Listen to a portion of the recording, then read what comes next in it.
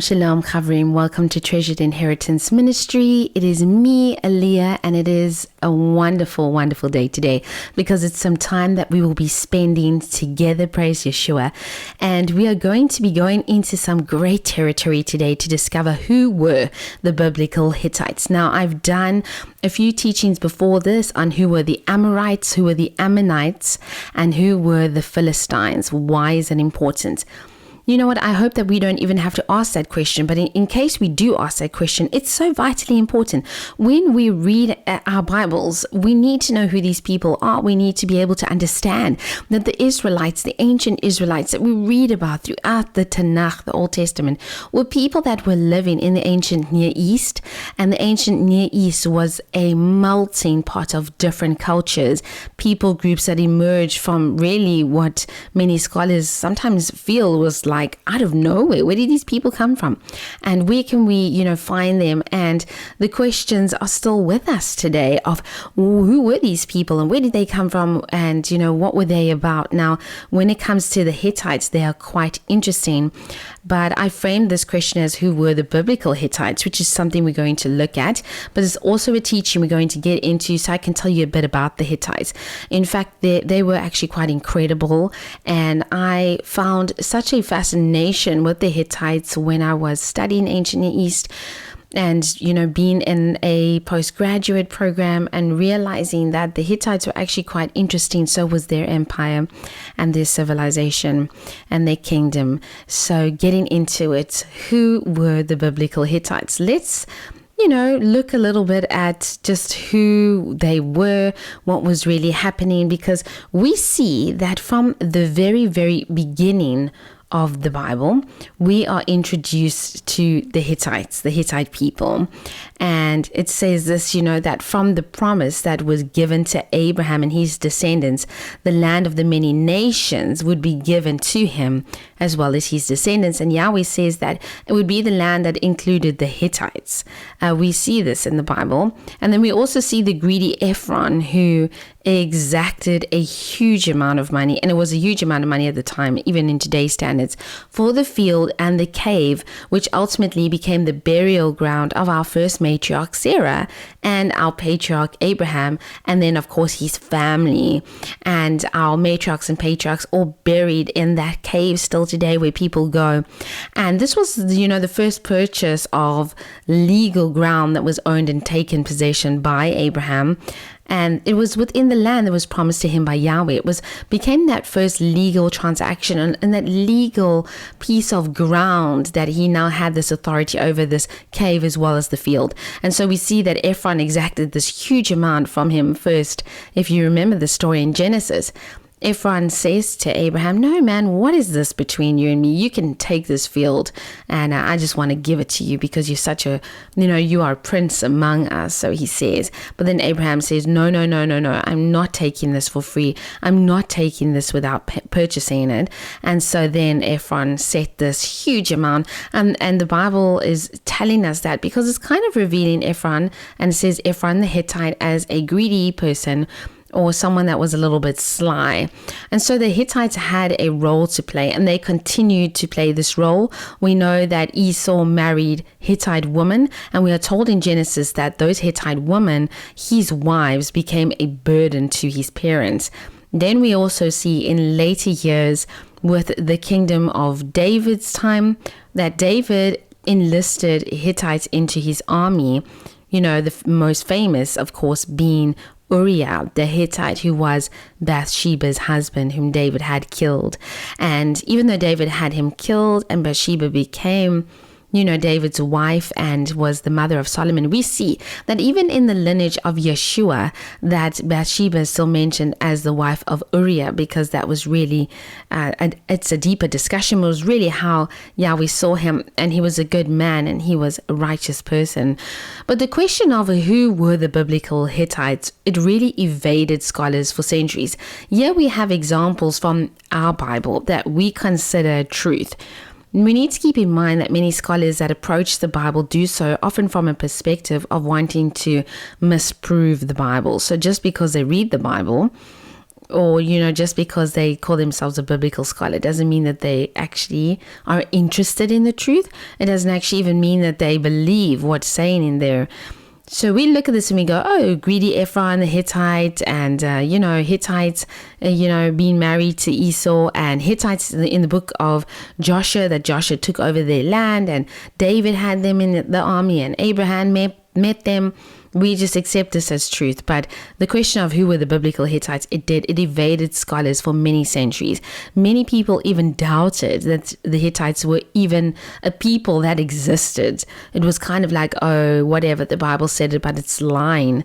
And actually, many doubted it until there was an archaeologist, LaRouche, who discovered their homeland. And this discovery was actually made just 150 years ago, which seems long, but it's definitely not a long period of time, because, for hundreds and hundreds of years that people have been looking into the Bible, there was no trace of physical archaeological evidence until LaRouche came and just discovered it 150 years ago. So we are blessed in our generation to have seen this. And he actually discovered their capital city, which we are going to talk about today, called Hattusa.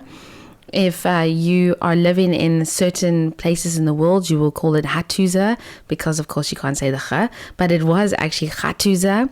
And, LaRouche discovered 25,000 tablets in the capital city of the Hittite Empire, and it was Hattusa. And like I said, discovery made, and suddenly the curtains swing open, and it goes, there are these people, and the Hittites are real, and they were there, and the Bible is not lying. And the main problem that archaeologists really struggled with then, by discovering their capital city and all their documentation, which is incredible because it shines a lot of light on their lives, was that how did the Hittites just suddenly appear? Where did they come from? We see and hear about them in the Bible, but where did they come from? Suddenly they had this magnificent capital city, very far away from where the Bible placed them. And, how did they become a powerful force? That just seemed to be something that happened overnight. And in this teaching, I'm going to share some of these answers with you, but in a very simple way. Because today there's an entire study on the Hittites, and people actually specialize in the Hittites, and it's called Hittitology. It's actually the study of the Hittites, and you can dedicate your entire professional career as an ancient Near Eastern specialist in the Hittites. So certainly I'm not going to be doing that with you today, but I want to answer a few simple questions so that we can also find the biblical Hittites and say to people who doubt their existence that actually they were an incredible people and they were around. So who were they? Now, this is an artist's impression, and it's very accurate, of what Hattusa would have looked like, this capital city. It was a really, really big city.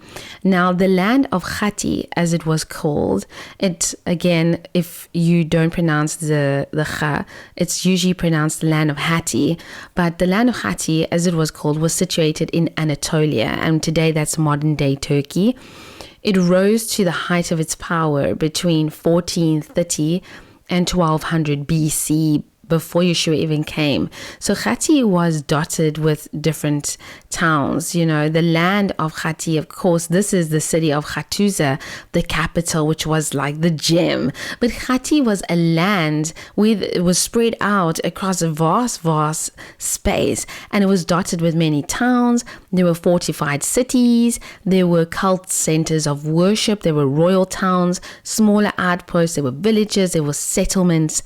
And so the people lived pretty much like how it was in ancient Israel when the Israelites started, taking over the land of Canaan and became their land. You had different cities. You had Jerusalem, which became that beautiful capital, but then you also had smaller towns of Bethlehem and these different places that people would be in. And it was the same with the Hittites. They lived in different kinds of cities and different villages and towns and settlement. Now, this is Hattusa. It was incredibly splendid back in its day, and the ruins of this city is still visible today. I have the picture up right in the beginning, right in the introduction to this teaching. That is, the entrance of Hattusa, and the ruins of the city you can visit today. And it was really the height of the power of the land of Hatti, because it was this big city, and it was a powerful city. And the debate about the history of the biblical Hittites and the historical Hittites, because this is what people consider the historical Hittites to be. They were living in modern day Turkey. They were living in this area and also in this capital. They're in an area that's quite far from Israel. So the historical homelands place the Hittites in Turkey. But, the Bible's placing some of them in the land of Canaan, which it was at that time. But we're going to get to that later. So just keep that in the back of your mind. Because the truth of the matter was that, like I said, archaeologists debated and said, where did the Hittites come from? They suddenly had this beautiful capital city, but where did they come from? And the first Hittites were actually, in fact, of course, as most people were, nomadic people. Now, even the Persians, who became a powerful force on the world stage, and the Persian Empire was a force to be reckoned with. They themselves started out as nomadic people before they established this great empire over a long time period. And so the same with the Hittites. They were a nomadic people. We don't really know where exactly they originated from. There's different debates. To say that anybody knows is to not be truthful. But the very first Hittites were nomadic. They would have moved around. So it's easy to realize and consider that Ephron the Hittite was in Canaan among the people at that time, and that, he had a lot of wealth and he had established himself in that place. It's easy to think that, Esau married Hittite woman who could have been living in that area, and their families living in that area where Jacob and his family would have been. And so it is just a reality that these people moved around as well. But they started as this nomadic people who settled eventually as a group in modern day Turkey or ancient Anatolia. And there they developed into a formidable empire. They started out really as kind of a mix of people, different languages, and eventually they had to develop a language that was native to their own identity as Hittites. And they were pretty much people who came together, a mix of people, developed this language, but their point of reference, and I think this is kind of special to really consider, that their point of reference to themselves as a people was their homeland and their strong identity to it. Wherever they went, they didn't call themselves Hittites like obviously we call them today, but they referred to themselves as people of the land of Hatti. So when they went somewhere, they didn't say we are, one word, we are Israelites, we are Egyptians, we are Nubians. They said we are from the land of Hatti. So their whole identity was built around the land that they had. And in many ways, we still live like this today. You will say, I'm from America, I'm American. I will say I'm from South Africa, I'm South African. So we actually do identify ourselves, not with maybe where our ancestors came from, but where we come from and the lands that we live in and that we were born in, and maybe that we even helped establish, because many of the people, as they grew into their identity, they would have helped establish Hatti and built Hattusa, their great capital city. So wherever they went, they would tell people, we are people from the land of Hatti, and that was their reference. So in 1670 BC, their homeland first emerged. Hatti, the land, first became a reality. And their kings started invading smaller, weaker kingdoms that were around Hatti. And as time went by, they entered the world stage by doing, plunder. They plundered and they destroyed the walls of Babylon. Now, Marsuli, their king, he was a very, very smart man. Very, very smart king, a powerful king. And, he was someone that was very, very well skilled in warfare and in the tactics of warfare. And his Babylonian plunder meant that the wealth and all of the idols of Babylon was carried captive, because that's how they saw it. If you take an idol from your enemy into your place, you are carrying their gods captive, making you superior over their gods, and your gods or deities more better, more in control, more real, more powerful than theirs. And so that's what Marsuli did. He invaded Babylon, which was a very daring act, and he carried all their wealth as well as their idols back to Hattusa, and he put them on show there, used their money, and he did what he did.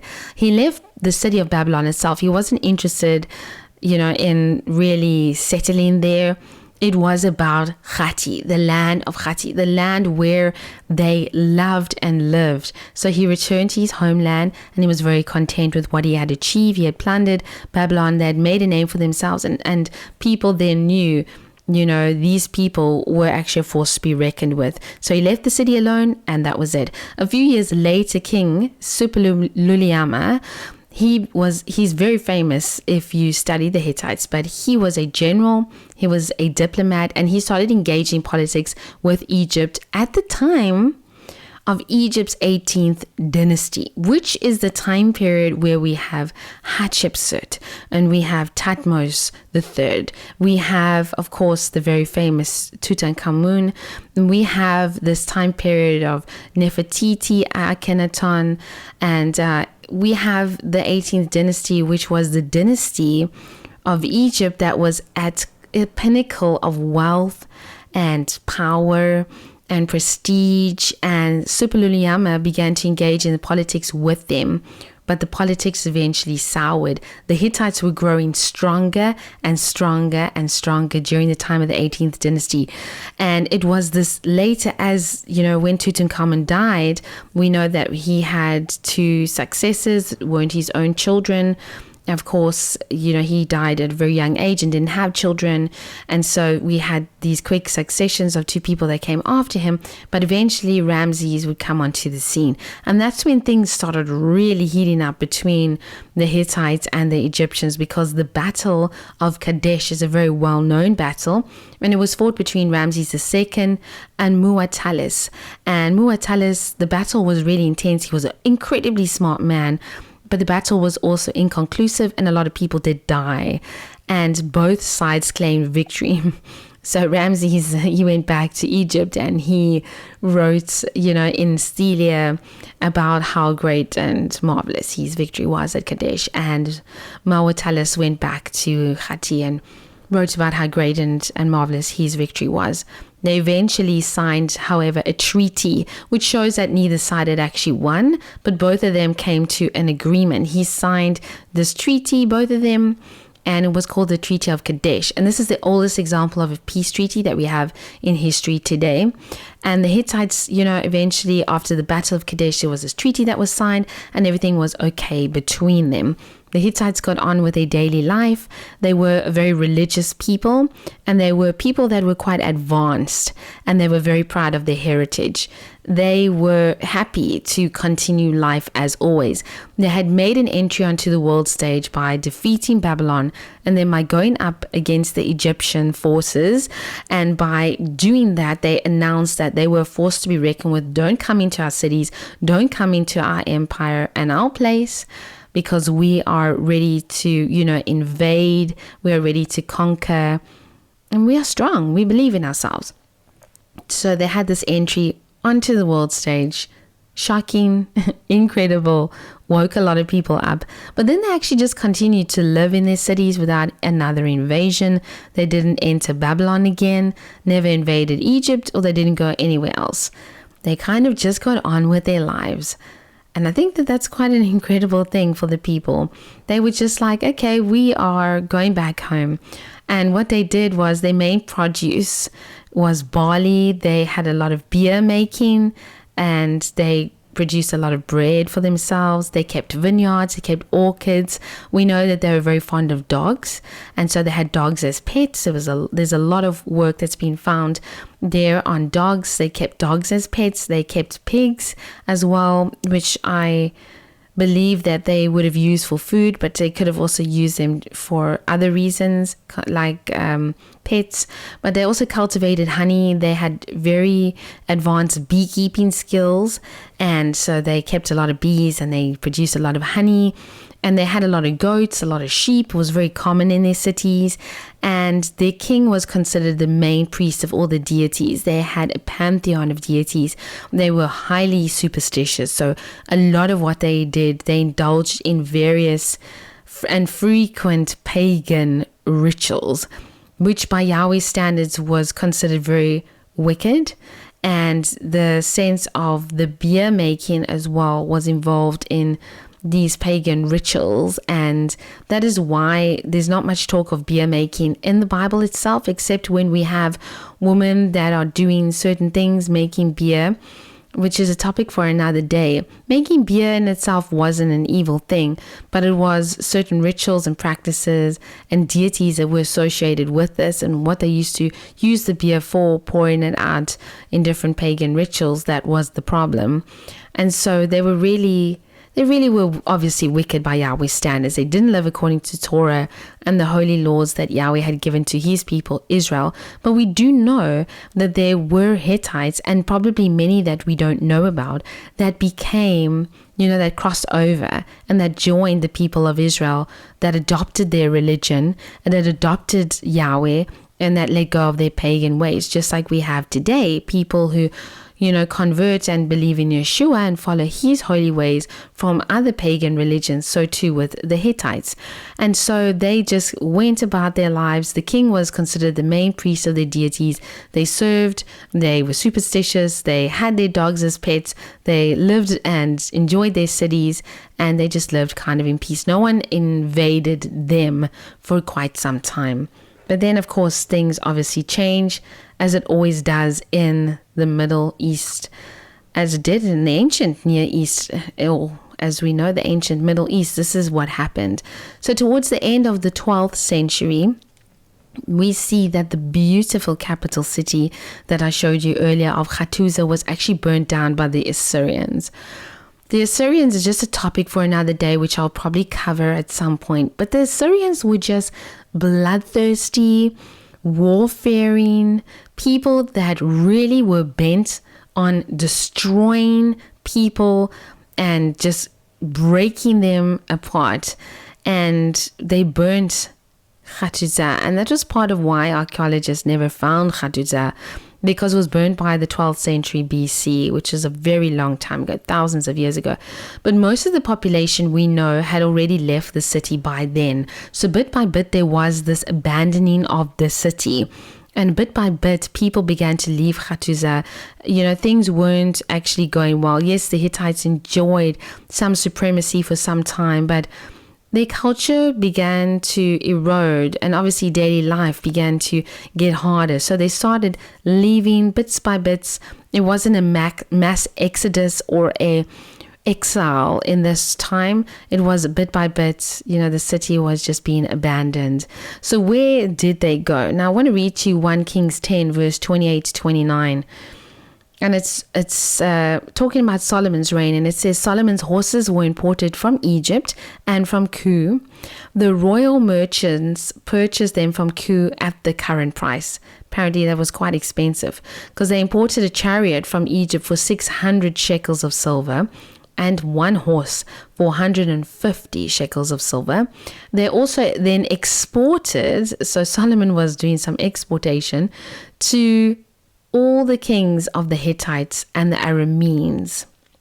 Now you're going to say to me, but wait a minute. So towards the end of the 12th century BC, we have this city burnt and destroyed. The Hittites having abandoned the city bit by bit, time over time. And here we have Solomon on the scene, which is like 900 and something BC. So this is over 200 and something years, because this is the time when Solomon's exporting his horses. When was he exporting his horses? Around about, 900 and something BC. We can't place an exact date on when he was exporting his horses, but we know, obviously, when he came to the throne. So we have this over 200 years gap. And now he's saying that he's exporting horses to the king of the Hittites. Now, you see, this was the problem, because people began to look at this and say, the Hittites failed to even be a people and to exist by this time. Now we have Solomon exporting horses to the kings of the Hittites. How do we explain this? And this is really what happened. When the Hittite kingdom had broken up and the people had began leaving, Assyria just burnt down their whole capital city, invaded their smaller towns, the population of the people of the land of Hatti, the people that we now know as the Hittites, began to move. So what we call population movement occurred. So the Hittite people began to move into different areas, and they formed small groups across different areas. They were no longer one huge united people.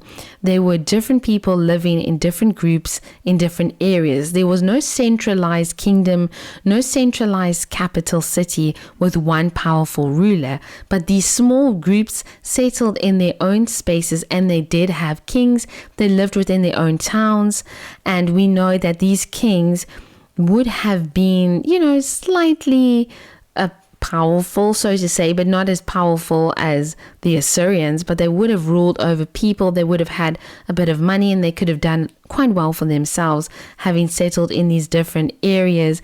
And they were the people, what we call the Neo-Hittites. So it's after the fall of their kingdom, after the fall of their capital, and they begin to be people that are found in small areas around the ancient Near East, and they really were moving into Israel's area, into Judah. They were moving into these areas, but just to settle. They didn't have a centralized area anymore. So obviously Solomon, it also says in the Bible that he took women that were also Hittites, that he brought into his wild space of how many wives and concubines he had. And so he also married Hittite women. So they were around and had almost a good relationship with Judah and with Israel's kings at the time. And so he was exporting horses to those kings of what we would call the Neo-Hittites. And what happened with the Neo-Hittites was actually quite interesting and also quite sad, because it bears similarity to what happened with the northern kingdom. But many Neo-Hittites were resettled into areas of the Assyrian Empire. Now, this was a tactic of warfare, because the Assyrians attacked the Hittite settlements, these smaller areas where the Hittites had settled. The Assyrians just went and started attacking those areas. And they did exactly what they did, as I said, with the northern kingdom of Israel. They deport the people and resettle them in areas. This was to break their identity. Many Neo-Hittites were resettled into areas of the Assyrian Empire. This war tactic was very much used by the Assyrians. It was crucial to their battle.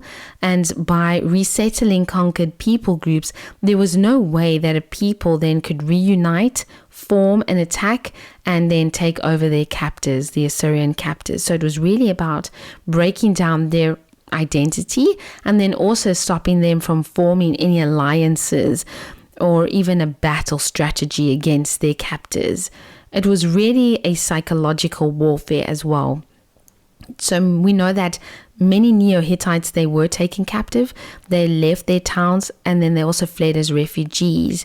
And there were many refugees in the ancient Near East. The refugee crisis that we currently have in our world today is the largest that we know in humankind and in the history, but that's also because of the amount of people that we now have on the earth.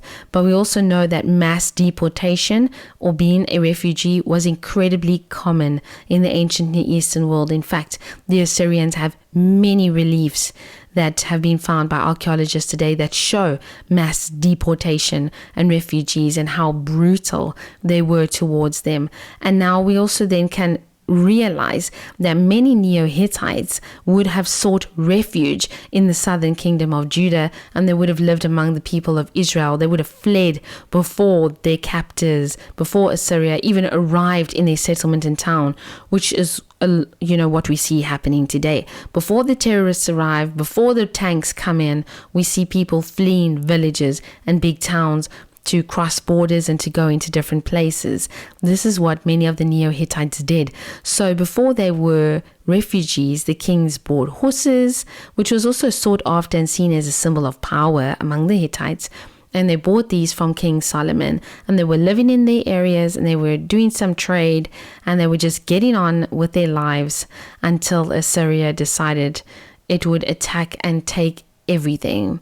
And they really did, to so many different people groups. And so that was what happened. The Neo-Hittites, some going into Assyria and being exiled, living captive there, maybe eventually becoming assimilated, and then others living as refugees in Judah and possibly then in northern Israel, northern kingdom, which eventually Assyria would conquer as well and take captive into their areas and then resettle people back into that space. And so the Hittites really then would have mixed with the people of Israel, and many of them, as I said, would have become believers in Yahweh, devoted to his service, and righteous people, as we saw that Uriah had been. Even Uriah's name, is a Hebrew name. And so either he could have taken on that name, or when the Neo-Hittites were living in different areas and in their smaller towns, cities like Carchemish, they were cities where Aramaic was spoken, and it was very common then for the people that were the Hittite people who had their own language to begin to speak Aramaic. And then Uriah could have received a name like that from his parents because that was the language that was spoken in that town and in that city. So maybe it wouldn't have been that he was given that name once he joined Israel, once he joined David's army and was devoted to Yahweh, the God of Israel, but he could have been given that name at birth, or it was a name that he took on himself.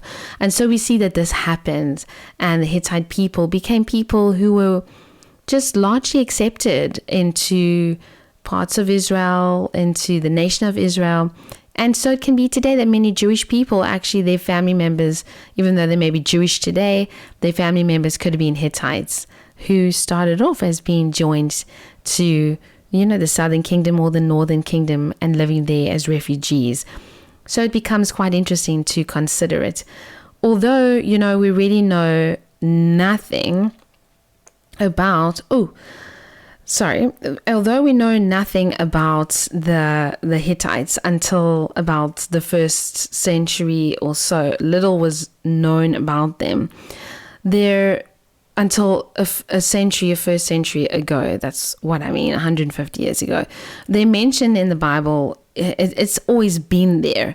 It's always been the case that, their existence was there. And it's interesting to me always when we look at archaeology, when we take the Bible, we go, the Bible is truth. And we accept that the Bible is truth. We accept that the Bible is the word of God, and we accept it as truth. But many times people if they come from an archaeological perspective, they go, well, the archaeology is truth. And so therefore, if the archaeology doesn't speak about it, then what the Bible is saying isn't true.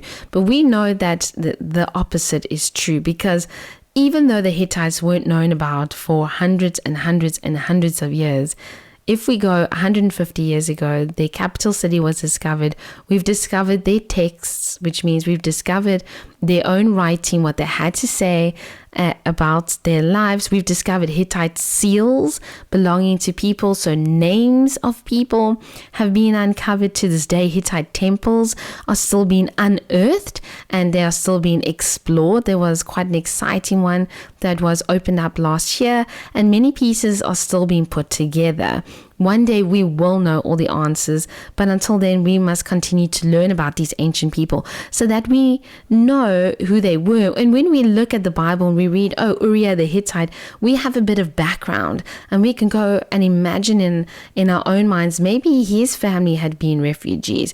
Where did they fit in, and how did they live their lives? And it's so exciting to consider these were whole people groups. When we talk about the Hittites, it's not just one thing that's named in the Bible. These are people who had an empire, who welcomed themselves onto the world stage, really, and said, we are here. And then they lived a life where they were kind of just making their barley, eating their grain, eating their sheep, having dogs as pets, pretty much like what we do today, and just engaging in their own daily lives, and then going off into becoming refugees and people that were held captive, made captive by the Assyrian Empire. And so I really hope that you have enjoyed being with me. I've ended off this teaching. We're showing you a picture of something that was unearthed in Hattusa, And it's, pottery and figurines are very, very common in archaeology. And it's a thing that archaeologists always want to find because it sheds so much light on it. So this gives you an example of someone in the Hittite city of Hattusa sat and made this and formed this by their own hands. And of course, it can be a symbol of anything, really, or just something that they made out of their own imagination, or could be connected to something. But here you can see how people identify themselves and what they believe in and their superstitions. And it's quite incredible to behold these things. I mean, we travel all over the world as people to go to museums to look at things that were found in ancient cities. And it's always so telling about the people that lived there. So that is my teaching on who were the biblical Hittites, who and where did they come from and why do we see them. I hope that you've enjoyed this teaching, because I've loved spending this time with you and just really talking about these ancient people. It's so fascinating to me, and I hope it is for you as well. These people really, really lived, and the Bible does tell us the truth. So you know what? With that, I want to say Shalom, shalom. I hope that you've enjoyed this teaching. Do not forget to subscribe to the channel to get more and more teachings, or go on over to the website. I will make these notes available so that you have them on treasuredinheritanceministry.com. Until next time, take care and shalom.